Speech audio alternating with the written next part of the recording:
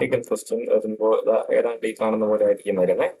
ഇതൊരു മുൻ വർഷം ചോദിച്ചിട്ടുള്ള ആർക്കാണ് ഏതാണെന്ന് ഞാൻ പറയുന്നത്. കാണുന്ന ആർക്കാരെന്ന് ഉപകാരപ്പെടുന്ന ഒരു സംഭവമാണ്. ഒരു ചോദ്യമാണ് ഈ കാണുന്നത്. എന്താണ്? നമുക്ക് കുറച്ച് പിന്നെ റെസീപ്റ്റുകൾ തന്നിട്ടുണ്ടാവും. ഓക്കെ, കുറച്ച് റെസീപ്റ്റുകൾ തന്നിട്ടുണ്ടാവും. എന്നിട്ട് എന്ത് ചോദിക്കും?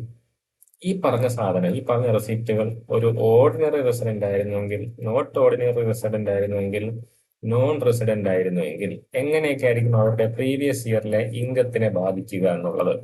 അതായത് അവരുടെ ടോട്ടൽ ഇൻകത്തിൽ ഈ പറഞ്ഞ ഏതൊക്കെ സാധനങ്ങൾ ഉൾപ്പെടുത്താൻ പറ്റും, ഉൾപ്പെടുത്താൻ പറ്റില്ല എന്നുള്ളതാണ് ചോദ്യം.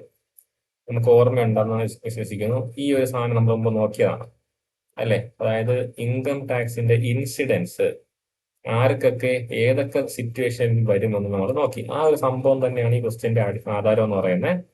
ബട്ട് കുറച്ചൊന്ന് ചിന്തിക്കേണ്ട സാധനമുണ്ട്. അതുകൊണ്ട് വളരെ കെയർഫുൾ ആയിട്ട് മൂവ് ചെയ്താൽ നമുക്ക് പെട്ടെന്ന് എഴുതാൻ പറ്റുന്ന ഒരു സാധനം തന്നെയാണ്. ഓക്കെ, നമുക്ക് എന്ത് ചെയ്യാം, ഓരോന്നായിട്ട് നോക്കാം. ക്വസ്റ്റ്യൻ പറയുന്നത് എങ്ങനെയാണ്? Following are the particulars of the income of Shahrukh Khan for the previous year എൻ്റെ 31 മാർച്ച് 2022. ഓക്കെ, അപ്പൊ 2022 31 മാർച്ചിൽ നോക്കിയപ്പോൾ, അതായത് ആ ഫിനാൻഷ്യൽ ഇയർ എൻഡ് ചെയ്യുന്ന നോക്കിയപ്പോൾ ഈ പറഞ്ഞ കുറെ ട്രാൻസാക്ഷൻ പുള്ളിക്ക് നമ്മളെ മുമ്പിൽ വെക്കാനുണ്ട്. അപ്പൊ നമ്മൾ ചെയ്യേണ്ടത് നോക്കിയിട്ട് ഈ പറഞ്ഞ ഇയാളിപ്പോ റെസിഡന്റ് ആണോ, നോൺ റെസിഡന്റ് ആണോ, നോട്ട് ഓർഡിനറി റെസിഡന്റ് ആണോ എന്നൊന്നും നമുക്കറിയില്ല, ഇൻഫർമേഷൻ തന്നിട്ടില്ല. പക്ഷെ അവർ ചോദിക്കുന്നത് ഈ 3 സിറ്റുവേഷൻ ആണെന്ന് വിചാരിക്കുക. 3 സിറ്റുവേഷനിലും ഇയാളുടെ എന്ത് ടോട്ടൽ ഇനത്തിൽ ഈ പറഞ്ഞ ഏതൊക്കെ ഉൾപ്പെടുത്തും, ഉൾപ്പെടുത്തില്ല എന്നുള്ളതാണ് ചോദ്യം. നമ്മളിവിടെ എസ്വർണം ഇട്ടേക്കില്ലേ, അത് തന്നെയാണ് ഈ സാധനം എന്ന് പറയുന്നത്. അപ്പൊ ഏറ്റവും ആദ്യം നമുക്ക് നോക്കാം കിടക്കുന്നത് royalty received from government of India ₹24,000. ഇവിടെ ഇന്ത്യൻ ഗവൺമെന്റ് ആണ് കൊടുത്തതെന്ന് പറയുന്നു. ബട്ട് ഇത് എവിടെ വെച്ചാണ് കൊടുത്തത്, എന്തിനാണ് കൊടുത്തതെന്നൊന്നും നമുക്ക് ഡീറ്റെയിൽസ് ഇല്ല. അപ്പൊ നമുക്ക് എന്ത് ചെയ്യാം, മറ്റേ ടേബിളിലേക്ക് പോവാം. Income received in India whether accrued. ഇന്ത്യയിൽ റിസീവ് ചെയ്തതെന്നൊക്കെ പറയാൻ പറ്റത്തില്ല, കാര്യം ഇന്ത്യ റിസീവ് ചെയ്തെന്ന് പറയുന്നില്ലല്ലോ. ബട്ട് ഇന്ത്യൻ ഗവൺമെന്റ് കൊടുക്കുന്നുണ്ട്. നമുക്ക് എന്ത് ചെയ്യാം, ഇന്ത്യയിൽ റിസീവ് ചെയ്യാനായിട്ട് ബാധ്യതയുണ്ടല്ലേ. അപ്പൊ നമുക്ക് എന്തായിട്ട് എടുക്കാം, income deem to be received in India whether accrued or arisen in India outside India. ഈ ഒരു സിറ്റുവേഷനിൽ അവിടെ പറഞ്ഞേക്കുന്നത് ഗവൺമെന്റ് ഓഫ് ഇന്ത്യ കൊടുത്തു എന്ന് പറയുന്നുണ്ട്. പക്ഷേ ഗവൺമെന്റ് ഓഫ് ഇന്ത്യ കൊടുത്തോണ്ട് ഇന്ത്യ വെച്ച് തന്നെ വാങ്ങണമെന്ന് നിർബന്ധമൊന്നുമില്ല. എന്നാലും ഇന്ത്യ വെച്ച് വാങ്ങിച്ചതാണ് നമുക്ക് ഊഹിക്കാം. കാര്യം എന്താ, ഗവൺമെന്റ് ഓഫ് ഇന്ത്യ അല്ലേ കൊടുക്കുന്നത്. ആ സിറ്റുവേഷൻ ഉണ്ടെങ്കിൽ നോക്കിയടാ, ഈ പറഞ്ഞ ആരായിരുന്നാലും എന്താണ് അവരുടെ ടാക്സബിൾ ഇൻകത്തിന്റെ പാർട്ടായിട്ട് ആ ഒരു ഇൻകം മാറണം. അപ്പൊ ഈ 24,000 നമ്മുടെ അസസി, നമ്മൾ ആരുടെ ടോട്ടൽ ഇൻകമാണ് കണ്ടെത്താൻ നോക്കുന്നത്? അയാള് ഒരു ഓർഡിനറി റെസിഡന്റ് ആയിക്കോട്ടെ, നോട്ട് ഓർഡിനറി റെസിഡന്റ് ആയിക്കോട്ടെ, നോൺ റെസിഡന്റ് ആയിക്കോട്ടെ, ഈ പറഞ്ഞ ഇൻകം അയാളുടെ ഈ പറഞ്ഞ ഏത് ഗണത്തിൽ അയാൾ പെട്ടാലും എന്താണ് ടോട്ടൽ ഇൻകത്തിന്റെ ഭാഗമായി മാറും. അത് നമുക്ക് എന്ത് ചെയ്യാം, നമ്മുടെ ഒരു ടേബിൾ വരച്ചിട്ടുണ്ട്. ഇവർ ഓരോരുത്തരുടെ ഇൻകം കണ്ടെത്താനാണ്. അപ്പൊ ഈ പറഞ്ഞ 24,000 ഇയാൾ ഏതൊരു ടൈപ്പ് ഓഫ് റെസിഡന്റ് ആയിരുന്നാലും അയാളുടെ ടോട്ടൽ ഇൻകത്തിൽ നമ്മൾ കാൽക്കുലേറ്റ് ആഡ് ചെയ്യേണ്ട സാധനമാണ്. ഇനി രണ്ടാമത്തെ നോക്കിയടാ, income from business earned in Dubai out of ₹15,000 were received in India, business is controlled in India. രണ്ട് കാര്യങ്ങൾ ശ്രദ്ധിക്കുക. ഇവിടെ എന്ത് പറയുന്നുണ്ട്, ഈ പറഞ്ഞ ബിസിനസിന്റെ പിന്നെ ഇൻകം കിട്ടിയത് ദുബായിൽ വെച്ചാണ്, ഔട്ട്സൈഡ് ഇന്ത്യയാണ്. പക്ഷെ ഒരു പാർട്ട് കിട്ടിയത് റിസീവ്ഡ് ഇൻ ഇന്ത്യയാണ്. അപ്പൊ നമ്മൾ 2-3 രീതിയിൽ ചിന്തിക്കേണ്ടി വരും. നമുക്കൊന്ന് നോക്കാം. Income received and accrued outside India from a business control. ബിസിനസിന്റെ കൺട്രോൾ പറയുന്നുണ്ട് എവിടെയാണ്, ബിസിനസ് കൺട്രോൾ ഇൻ ഇന്ത്യ. നോക്കിയടാ, income accrued or arise in India, income received and from a business setup in India. ഇന്ത്യയിൽ സെറ്റപ്പ് ചെയ്തതോ അല്ലെങ്കിൽ India control ചെയ്യുന്നതായ ബിസിനസ്സിന് ഇന്ത്യയുടെ പുറത്തു നിന്നാണ് ഇൻകം കിട്ടുന്നുണ്ടെങ്കിൽ ഈ പറഞ്ഞ രണ്ടാൾക്കാർക്കും എന്താണ് ഇവിടെ കൊടുത്തിട്ടുണ്ട് അല്ലേ.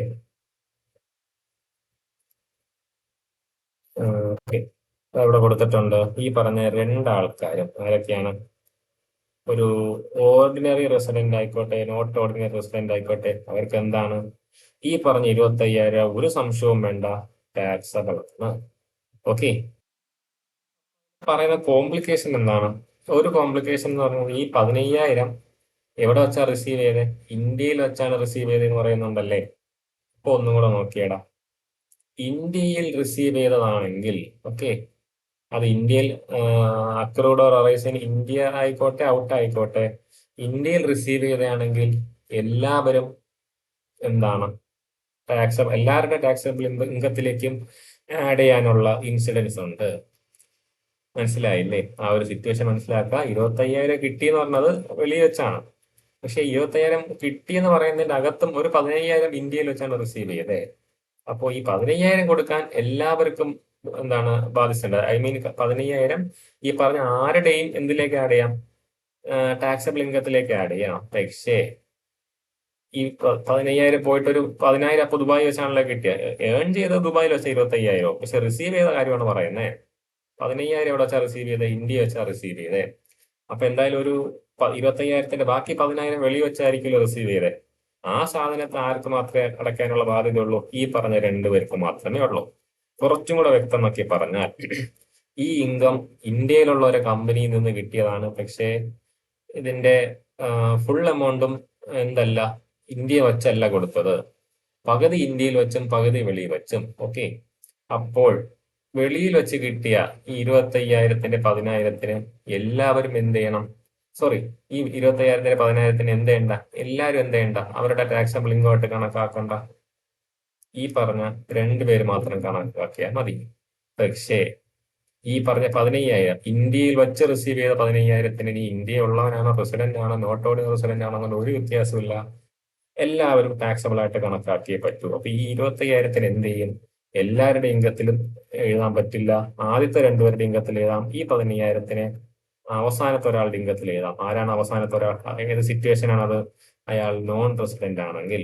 നിങ്ങൾ ആലോചിക്കുക, 25,000 മീൻസ് വെളിയിൽ നിന്ന് കിട്ടിയ 10,000 പ്ലസ് ഇന്ത്യയിൽ നിന്ന് കിട്ടിയ 15,000 ആണ്. ഇവർക്ക് ആ വെളിയിൽ നിന്ന് കിട്ടിയ 10,000ത്തിന് കൂടെ എന്തുണ്ട്? ടാക്സ് കൊടുക്കാനുള്ള ബാധ്യതയുണ്ട്. ബട്ട് ഇയാൾക്ക് എന്തില്ല? വെളിയിൽ വെച്ച് അയാൾ കിട്ടിയ നോൺ റെസിഡന്റ് ആണ് അയാൾ. അപ്പൊ അയാൾ വെളിയിൽ വെച്ച് എന്ത് ഇൻകം നേടിയാൽ ഇന്ത്യയിൽ അതിന് ടാക്സ് കൊടുക്കേണ്ട ആവശ്യമൊന്നുമില്ല. അല്ലെങ്കിൽ ഇന്ത്യയിൽ ടാക്സബിൾ ഇൻകത്തിൽ ആഡ് ചെയ്യേണ്ട ആവശ്യമില്ല. എന്തുമാത്രം ആഡ് ചെയ്താൽ മതി? അയാൾ ഇന്ത്യയിൽ നിന്ന് റിസീവ് ചെയ്ത 15,000 മാത്രം ആഡ് ചെയ്താൽ മതി. സിറ്റുവേഷൻ ഓക്കെയാണ് വിചാരിക്കുന്നു. ഇനി നമുക്ക് അടുത്തതിലേക്ക് പോവാം. അടുത്തത് പറയുന്നത് ആകെപ്പാടെ ഒരു 5 പറയുന്നുള്ളൂ, ബട്ട് നമ്മൾ ചിന്തിക്കേണ്ട സാധനം ഉണ്ട് അതിൻ്റെ അകത്ത്. Okay, royalty received from Shri Al Afnan. പേരെന്താണ് ഈ നോക്കണ്ട. A resident for technical services provide to run a business outside India. വീണ്ടും ചിന്തിക്കുക.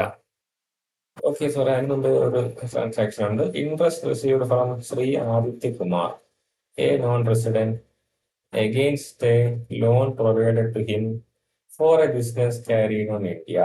ഓക്കെ, അപ്പോ ഈ ഇൻകം അക്രൂ ചെയ്യുന്ന എവിടെ വെച്ചാ?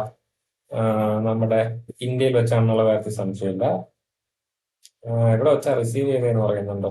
എവിടെ വെച്ച് റിസീവ് ചെയ്തെന്നുള്ള കാര്യത്തിൽ ഒരു വ്യക്തതയില്ല. ഇൻട്രസ്റ്റ് റിസീവ് ചെയ്തത് ഒരു ഇന്ത്യക്കാരൻ, സോറി, ഒരു നോൺ റെസിഡന്റിൽ നിന്നാണ്. Against a loan provide to him for a business carried on in India. 5,000 രൂപ അങ്ങനെ ഇൻട്രസ്റ്റ് ആയിട്ട് കിട്ടിയിട്ടുണ്ട്. പിന്നെ നമ്മുടെ സിറ്റുവേഷനിലേക്ക് പോകാം. ഇതിൽ നമുക്ക് ഇവിടെ ഈ 4ാമത്തെ നോക്കി. Income deem to be accrued or arise in India whether received in India or outside India. അതായത് ഇന്ത്യയിലാണ് എന്ത് ചെയ്യുന്നത്? ഈ പറഞ്ഞ ഇൻകം അക്രൂവ് ചെയ്യുന്നത് അല്ലെങ്കിൽ അറൈസ് ചെയ്യുന്നത്, അല്ലേ? ഇന്ത്യയിൽ നടക്കുന്ന ബിസിനസ്സിലാണ് ഈ സാധനം അറൈസ് ചെയ്യുന്നത്. നമ്മൾ റിസീവ് ചെയ്ത് എവിടെ വെച്ചാണ്? ഇന്ത്യ വെച്ചാണ് വെളി വെച്ചാണെന്നുള്ളത് നമ്മുടെ പ്രസക്തിയില്ല. അപ്പോ ഈ 5,000 എല്ലാവരുടെയും ടാക്സബിൾ ഇൻകത്തിൽ നമുക്ക് എന്ത് ചെയ്യാൻ പറ്റും? ആഡ് ചെയ്യാൻ പറ്റും.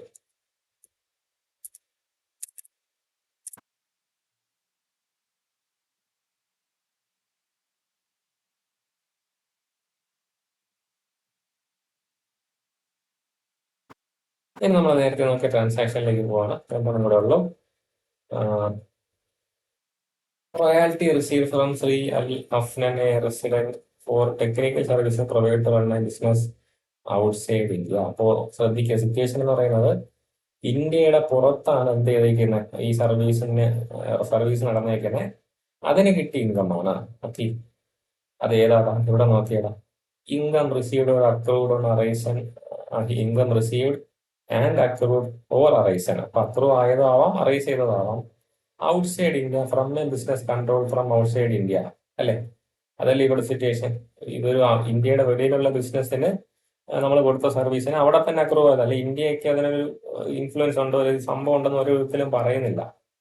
ഇയാൾ റെസിഡന്റ് ആയിരിക്കാം, പക്ഷെ ഇയാളുടെ ബിസിനസ് എവിടെയാണ്? Technical service provide to run a business outside ഇന്ത്യയാണ്. ഇയാൾക്ക് ഇന്ത്യയുടെ പുറത്തുള്ള ഒരു ബിസിനസ്സിന് നമ്മൾ കൊടുത്ത ഒരു സർവീസിന് കിട്ടിയ റോയാലിറ്റിയാണ്. അപ്പൊ ഇന്ത്യയുടെ അകത്തല്ല, ഇന്ത്യയുടെ പുറത്തു നിന്ന് കിട്ടിയതാണ്. അപ്പൊ ഒരു നോട്ട് ഓർഡിനറി റെസിഡന്റിനും നോൺ റെസിഡന്റിനും എന്ത് ചെയ്യേണ്ട ആവശ്യം അവിടെ വരുന്നില്ല, ടാക്സ് കൊടുക്കേണ്ട ആവശ്യം വരുന്നില്ല. ഇനി അല്ലെങ്കിൽ അവരുടെ ടാക്സബിൾ ഇൻകത്തിലേക്ക് ഇത് ആഡ് ചെയ്യേണ്ട ആവശ്യം വരുന്നില്ല. പക്ഷേ ഒരു ഓർഡിനറി റെസിഡന്റിനെ സംബന്ധിച്ചിടത്തോളം അതെന്ത് തന്നെയാണ്, അവരുടെ ടാക്സബിൾ ഇൻകത്തിൽ ആഡ് ചെയ്യേണ്ടതാണ്. ഒരു ജനറൽ ആയിട്ട് ആലോചിച്ച് നോക്കുക. ഇന്ത്യയുടെ പുറത്തുനിന്നായതുകൊണ്ട് ഇവർ ഒരു പുറത്ത് കുറെ നിൽക്കുന്നുണ്ടോ, ഇവർക്കൊരു പക്ഷേ അതിന് എന്താണ് ഇന്ത്യയുടെ പുറത്ത് എവിടെയെങ്കിലും ടാക്സ് കൊടുക്കേണ്ട ഒരു സംഭവമായിട്ട് വന്നേക്കാം. പക്ഷെ ഇയാൾക്ക് ഇവിടെ നമ്മൾ ആഡ് ചെയ്തില്ലെങ്കിൽ ഒരിടത്തും വരാതെ പോകും. ആർക്കാണ്? നമ്മുടെ ഓർഡിനറി റെസിഡന്റിന്. അതുകൊണ്ടായിരിക്കാം എന്ത് ചെയ്യുന്നത്, ഈ ഒരു സാധനം ഇവിടെ നിർബന്ധമായിട്ട് ആഡ് ചെയ്യുന്നത്. ഇന്ത്യയുടെ പുറത്തു നിന്ന് കിട്ടിയ ഇൻകം, ഇവർക്ക് ഈ പുറത്തു നിന്ന് കിട്ടിയ ഇൻകം മീൻസ് പക്ഷേ അവരുടെ മേജർ സോഴ്സ് ഒക്കെ അതായിരിക്കാം. മറ്റേ ഓർഡിനറി റെസിഡന്റ് പോലെയല്ല. മനസ്സിലായില്ല? അവർ സ്ഥിരം പുറത്ത് പോകുന്നവർ, ഒരുപാട് കാലം പുറത്ത് നിൽക്കുന്നവരൊക്കെയാണ്. പക്ഷെ ഇയാൾ അങ്ങനെയല്ല, ഒരുപാട് കാലം മാക്സിമം ഇന്ത്യയിൽ തന്നെ നിൽക്കുന്ന ആളാണ്. ഇയാളുടെ ഇൻകത്തിൽ എന്ത് ചെയ്തേ പറ്റൂ, പുറത്തു നിന്ന് കിട്ടുന്ന ഇൻകത്തിനെ സീരിയസ് ആയിട്ട് ആഡ് ചെയ്തേ പറ്റത്തുള്ളൂ. ഓക്കെ, അതുകൊണ്ട് നമ്മൾ എന്ത് ചെയ്യാൻ പോവാണ്, നമ്മുടെ ഓർഡിനറി റെസിഡന്റിന്റെ ഇൻകത്തിലേക്ക് മാത്രമേ ആ ഒരു സാധനം ആഡ് ചെയ്യൂ എന്ന് കോമൺ ആയിട്ട് ആലോചിക്കുക. ബാക്കി എല്ലാവരും മാക്സിമം വെളിയിലൊക്കെ നിൽക്കുന്നവരാണ്. ഒരു പക്ഷേ വെളിയിലൊക്കെ ടാക്സ് കൊടുക്കുന്നുണ്ടാവും. ഇയാൾ ഇന്ത്യയിൽ മാത്രമായിരിക്കും ടാക്സ് അടയ്ക്കുന്നത്. മനസ്സിലാവുന്നത്?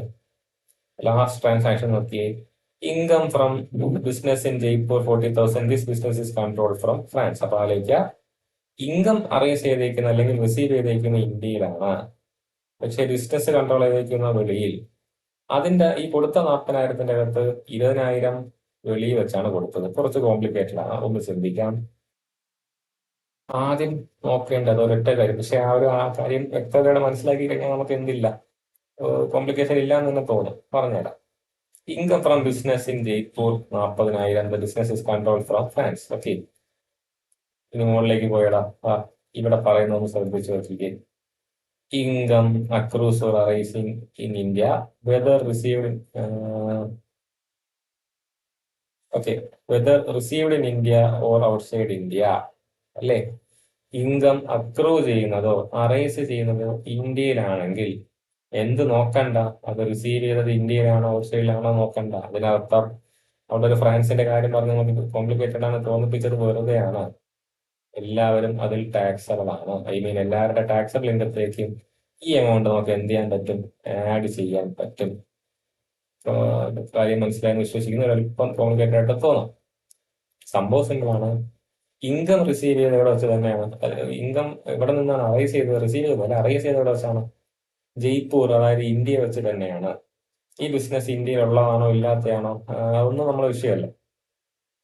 ഇന്ത്യയിലാണോ അറൈസ് ചെയ്തത്, അതിന് ഇവിടെ വെച്ച് റിസീവ് ചെയ്താലും ഇന്ത്യയിൽ എന്ത് കൊടുത്തേ പറ്റൂ, ടാക്സ് കൊടുത്തേ പറ്റൂ. സോ ആ 20,000 നമ്മൾ സെപ്പറേറ്റ് ആയിട്ട് ഒന്നും നോക്കണ്ട. ഈ 40,000 നമ്മൾ എന്ത് കൊടുക്കണം, ടാക്സ് കൊടുക്കണം. ഇങ്ങനെയാണ് എന്ത് ചെയ്യുന്നത്, ഇതിന്റെ ക്വസ്റ്റ്യൻസ് പൊതുവെ വരാറ്. ആ ഒരു ടേബിൾ നമ്മൾ ആദ്യം കണ്ട ഒരു ടേബിൾ വൈഹാട്ടാണെങ്കിൽ കോൺസെപ്റ്റ് ഒക്കെ ആണെന്നുണ്ടെങ്കിൽ ഒരുവിധം ബുദ്ധിമുട്ടില്ലാതെ തന്നെ ഇത് ചെയ്തു പോവാം. ഇനി നമുക്ക് എന്ത് ചെയ്യാം, ഓരോരുത്തരുടെ സം എടുത്ത് നോക്കാം. 60, പിന്നെ 60, 30, 70, 70, 24, സോറി 60, 30, 90, 94, 114. 1,14,000. ഇവിടെ 30, 1,00,000, സോറി 1,00,000 ഇല്ലല്ലേ, 30, 60, 40, 94, 94,000. പിന്നെ ഇവിടുത്തെ ടോട്ടൽ 20, 60, 84. അപ്പോ ഈ സിറ്റുവേഷനിൽ ഈ പറഞ്ഞ നമ്മുടെ ഷാറൂഖ് ഖാൻ എന്ന് പറയുന്ന മനുഷ്യൻ, അയാൾ ഒരു ഓർഡിനറി റെസിഡന്റ് ആയിട്ട് തെളിയിച്ചാൽ അയാൾക്ക് ഇന്ത്യയിൽ 1,14,000 ടാക്സബിൾ ഇൻകം ഉണ്ട്. അയാൾ നോട്ട് ഓർഡിനറി റെസിഡന്റ് ആയിട്ട് തെളിയിച്ചാൽ അയാൾക്ക് 94,000 ടാക്സബിൾ ഇൻകം ഉണ്ട്. അയാൾ നോൺ റെസിഡന്റ് ആയിട്ട് തെളിയിച്ചാൽ, അല്ലെങ്കിൽ അയാൾ അങ്ങനെയാണെങ്കിൽ 84,000 ടാക്സബിൾ ഇൻകം ഇന്ത്യയിലുണ്ട്. ഇതാണ് ഈ പറഞ്ഞ കണക്കെന്ന് പറയുന്നത്. കേൾക്കുമ്പോൾ കുറച്ച് കോംപ്ലിക്കേറ്റഡ് ആയിട്ട് തോന്നും. ഇതറിയാൻ നമുക്ക് ഈ ഒരു സാധനം ഒന്ന് സിമ്പിൾ ആയിട്ട് മനസ്സിലുണ്ടെങ്കിൽ പിന്നെ വലിയ കുഴപ്പമില്ല. മാക്സിമം നോക്കുക. കാര്യം പലയിടത്ത് മാക്സിമം ഇവിടെ എസ് വരുന്നുണ്ട്. അത് ഏതൊക്കെയാണ് അതിന്റെ കോമൺ ആയിട്ടുള്ള പരിപാടി എന്താണ്? എല്ലാം എന്താണ്? ഇൻകം റിസീവ്ഡ് ഇൻ ഇന്ത്യ ആയിരിക്കും എല്ലാവർക്കും എസ് പറയുന്നത്. പിന്നെ അവിടെ ഒരു ഇത് വരുന്നത് എന്താണ്? Income deem to be sorry income deem to be received അല്ല, ഇൻകം റിസീവ്ഡ് ഔട്ട്സൈഡ് ഇന്ത്യ വരുമ്പോഴാണ് ഇവർക്ക് ടാക്സബിൾ ആണോ അല്ലേ എന്നുള്ള സംശയം വരുന്നത്. ഇൻകം റിസീവ്ഡ് ഇൻ ഇന്ത്യ എന്ന കണ്ണും പൂട്ടി നമുക്ക് എന്ത് പറയാം? എല്ലാവർക്കും അത് ടാക്സബിൾ ഇൻകം ആണെന്ന് പറയാം. ഇൻകം റിസീവ്ഡ് ഔട്ട്സൈഡ് ഇന്ത്യ വരുമ്പോഴാണ് ഈ ഒരു കൺഫ്യൂഷൻ വരുന്നത്. അവിടെയും ഓർഡിനറി റെസിഡന്റിന് മാക്സിമം ടാക്സബിൾ തന്നെയാണ്. അയാൾക്ക് ഒരു വരുന്നത് എപ്പോഴാണ്? Income accrued or arised in outside India in earlier years. അതായത് ഈ രണ്ടും എന്താണ്? ഇപ്പം പറഞ്ഞിട്ടുള്ളതാണ്.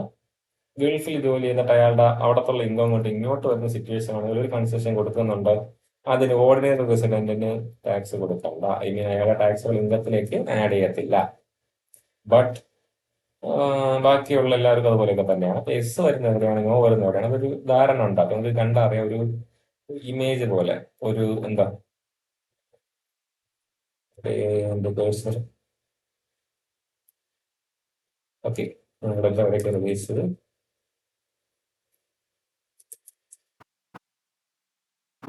ഇവിടെ വച്ചിട്ട് ഇങ്ങനെ ഒന്ന് വളഞ്ഞു പോകുന്നുണ്ട്. അപ്പൊ എന്തുകൊണ്ടാണ് ഇവിടെ ഇത്ര നോ വന്നത്? എന്തുകൊണ്ട് ഇവിടെ ഇത്ര എസ് വന്നു? ഒരു കോമൺ റിലേഷൻ കണ്ടെത്താൻ പറ്റിയ വലിയ ബുദ്ധിമുട്ടില്ലാതെ പഠിച്ചു പോകാനുള്ള ഒരു സാധനമാണ്. നോക്കുക, എന്ത് സംശയം ഉണ്ടെങ്കിലും ധൈര്യമായിട്ട് ചോദിക്കുക. Okay, thank you.